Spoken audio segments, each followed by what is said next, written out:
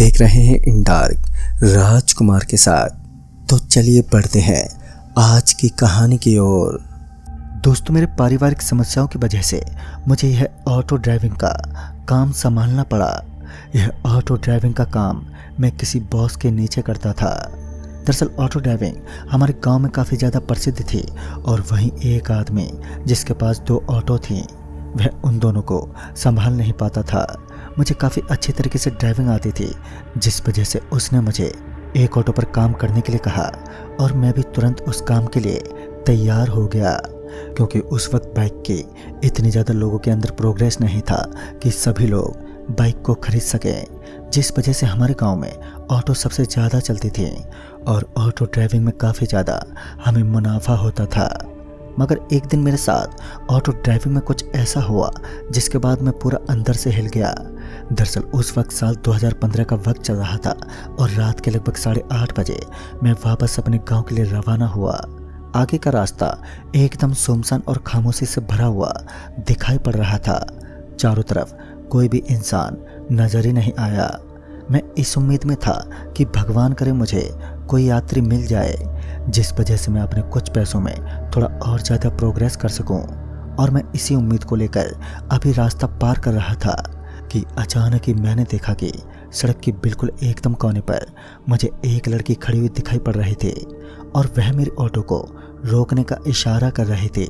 फिर मैंने भी अपनी ऑटो को थोड़ी दूर आगे जाने के बाद एकदम से ब्रेक लगाया। ऑटो के ब्रेक लगाते ही वह लड़की तुरंत मेरे ऑटो की तरफ भागती हुई आई और फिर सीधा आकर मेरे ऑटो में बैठ गई। वह लड़की देखने में काफ़ी ज़्यादा खूबसूरत लग रही थी। मैं उस लड़की को देखकर एक पल के लिए उसे देखता ही रहा और सिर्फ पहले ही नज़र में मुझे उस लड़की से प्यार हो गया। उसकी खूबसूरती के आगे मेरी एक ना चली। फिर उस लड़की ने मुझे गांव में उतरने को कहा। दरअसल उस लड़की ने बताया कि हमारे गांव के अंदर उसकी बुआ रहती है, जिस वजह से वह गांव के लिए रवाना हो रही है।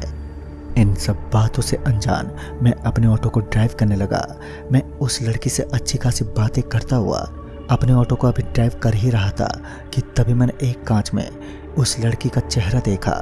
तो मैं एक पल के लिए एक बार फिर ड्राइविंग भूल चुका था और फिर मैं उस लड़की पर फिदा होने लगा। दरअसल वह लड़की मेरी तरफ देखकर अपनी मंद मंद मुस्कुराहट दे रही थी और उसका इस तरह से मुस्कुराहट देना मुझे काफ़ी अच्छा सुकून सा महसूस हो रहा था। तभी उस लड़की ने मुझे कहा, आपका नाम क्या है? तो मैंने उसे अपना नाम बताया और फिर मैंने उस लड़की से उसका नाम पूछा तो उसने अपना नाम रौनक बताया। मगर मुझे तो पता ही नहीं चला कि कब यह 8 किलोमीटर का सफ़र सिर्फ कुछ मिनटों में ही बीत गया। दरअसल उस लड़की के प्यार में मैं पागल हो गया था। फिर मैंने उस लड़की को हमारे गांव के बस स्टैंड पर उतार दिया। वह लड़की उस बस स्टैंड पर उतरने के बाद पता नहीं किस तरफ चली गई। मैंने उस पर ज़्यादा ध्यान नहीं दिया, लेकिन वह लड़की अभी भी मेरे दिल के अंदर लगातार घूमे जा रही थी कि आखिर वह लड़की कौन थी और इस गांव के साथ उसका क्या संबंध है। पूरी रात मेरे दिल के अंदर बस यही ख्याल चलते रहे। फिर सुबह हुई तो मैं फिर से उठा और अपने ऑटो ड्राइविंग के काम में जुट गया। मैं भगवान से दुआ कर रहा था कि हे भगवान, आज एक बार फिर मुझे उस लड़की से मिला देना और इस बार मैं उससे अपने सारे सवालों का जवाब भी पूछ लूँगा। लेकिन अभी तो सच्चाई की दास्तां के साथ मैं रूबरू नहीं हुआ। मैं उस लड़की का सिर्फ नाम जानता था।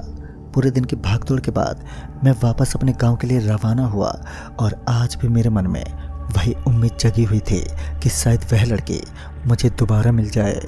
इस बार वही हुआ।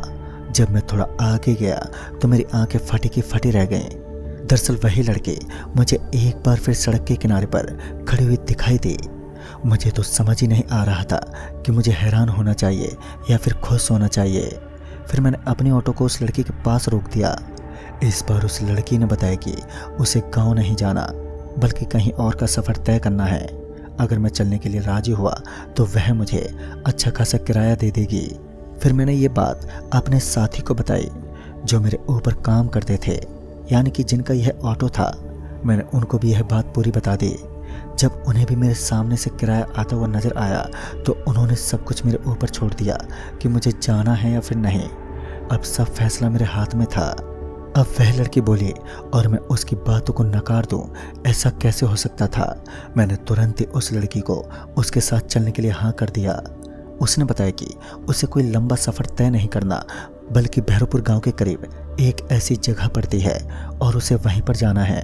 और उस गांव की दूरी हमारे गांव से कोई ज़्यादा दूर नहीं थी, जिस वजह से मुझे ज़्यादा समय तो नहीं लगने वाला था। लेकिन रात का वक्त हो चला था और ऊपर से धुंध का माहौल चल रहा था, क्योंकि सर्दियों का मौसम था, जिस वजह से चारों ओर का वातावरण केवल और केवल धुंध का साया मंडरा रहा था।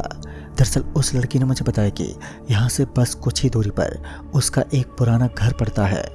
वो उसकी पुरानी खानदानी के अंदर ही आता है, जिस वजह से वह उस घर को संभालने के लिए रवाना हुई है। लेकिन मुझे इस चीज़ से कोई लेना देना नहीं था।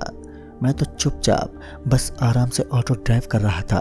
तभी मुझे ऐसा लगने लगा कि अचानक से मेरी ऑटो के अंदर बहुत ही तेज गर्मी उत्पन्न हो गई। पता नहीं कैसे, लेकिन मेरा शरीर पसीने से तरबतर होने लगा। इस सर्द के माहौल में इतनी तेज गर्मी का लगना कोई सामान्य बात नहीं थी।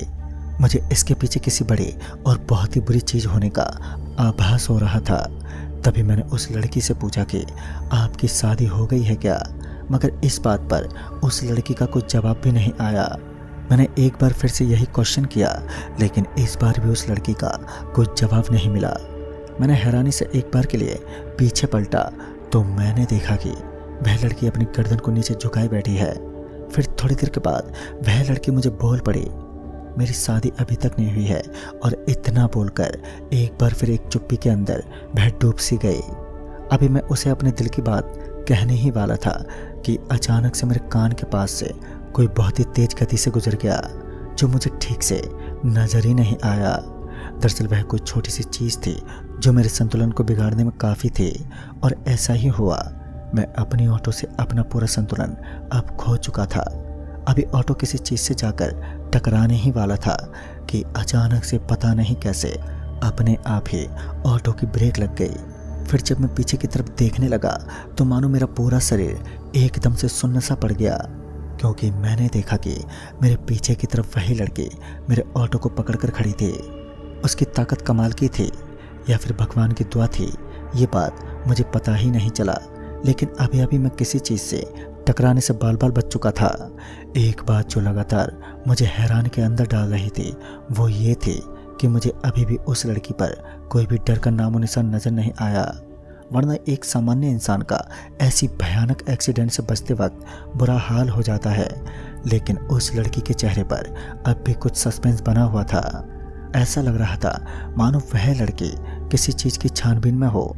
तभी मेरा पैर अचानक से मेरे ऑटो के पास फिसल गया और जिस वजह से मैं वहीं नीचे गिर पड़ा। और फिर नीचे गिरते ही मैंने जो नज़ारा देखा उसे देखकर तो मेरे शरीर का एक एक रोम कांप उठा, क्योंकि इस बार मैंने देखा कि जिस लड़की से मैं प्रेम करता हूँ वह कोई लड़की नहीं थी, बल्कि एक शैतानी ताकत थी। दरअसल उसके पैर मुझे उल्टे नज़र आ रहे थे और यह देखने के बाद हर कोई इंसान समझ जाता है, और कुछ ऐसा ही मेरे साथ भी था। दरअसल मैं समझ चुका था कि ये एक डायन है जो मुझे अपना शिकार बनाने के लिए कितने दिनों से प्रयास कर रही है। अब मेरी हिम्मत नहीं हो पा रही थी कि मैं ऑटो रिक्शा में बैठकर उसे ड्राइव कर सकूं। दरअसल अब वह लड़की सीधा जाकर ऑटो रिक्शा के अंदर बैठ चुकी थी और मैं उसकी असलियत की दास्तां को अब जान चुका था, मगर शायद वह अभी भी इस बात से अनजान मुझे रिक्शा में बैठने का इशारा करने लगी। तभी मैं पीछे पलटा और वहाँ से भागने लगा, लेकिन अचानक से मुझे ही पीछे से एक आवाज़ आई, चिंता मत करो, मैं यहाँ पर तुम्हें नुकसान पहुँचाने के उद्देश्य से नहीं आई। दरअसल यह आवाज़ उसी लड़की की ही थी, जिसे सुनकर मैं पीछे पलटा तो अब उसका पूरा का पूरा रूप बदल चुका था। उसका आधा शरीर किसी जानवर के रूप में तब्दील हो गया। और फिर उस लड़की ने बताया कि जिस हवेली के अंदर वह जाना चाहती है, उस हवेली के अंदर कुछ लोगों ने या कुछ बदमाश लोगों ने उसे वहीं पर मारकर दफना दिया था। दरअसल वह कुछ गुंडे थे जिन्होंने पहले तो उसके साथ गलत काम किया और फिर उसे वहीं पर दफना दिया, जिस वजह से उसकी आत्मा को शांति नहीं मिल पाई है। और फिर उस लड़की ने मुझे कुछ नंबर बताए और फिर अचानक से मेरी आंखों से ओझल हो गई। फिर मैंने जब फ़ोन नंबर पर कॉल किया तो मुझे पता चला कि जिस व्यक्ति के साथ अभी मेरे फ़ोन पर बातचीत हो रही थी वह आदमी कोई और नहीं बल्कि उस लड़की के पापा ही थे। तभी मैंने उन्हें पूरी बात बताई और मेरी बात सुनकर पता नहीं कैसे मगर उन्होंने तुरंत ही मेरी बातों पर विश्वास कर लिया और फिर पुलिस के साथ उस हवेली के अंदर पहुंच गए। वहां पर पहुंचने के बाद उन्होंने जिस जगह पर लाश को दफनाया था वहां से उस लड़की की लाश को निकाला और फिर सम्मानतापूर्वक उसे वहां से रिहा कर दिया। लेकिन आज भी वह लड़की मुझे अपने आसपास होने का आभास कराती है। इसलिए कहते हैं कि कभी भी सारी आत्माएं बुरी नहीं होती और शायद उस लड़की की आत्मा भी मुक्ति चाहती थी, जिस वजह से उसने मुझे ये सारी बातें बताई। लेकिन आज भी दोस्तों मैं इस बात को समझ नहीं पाया कि आखिर वह मुझे ही क्यों दिखी। तो दोस्तों इस कहानी में बस इतना ही। कहानी आपको पसंद आई हो तो लाइक शेयर जरूर करें और साथ ही हमें कमेंट बॉक्स में ज़रूर बताएं। तो मैं आपका दोस्त राजकुमार जल्दी ही मिलूँगा ऐसे ही एक और नई कहानी के साथ।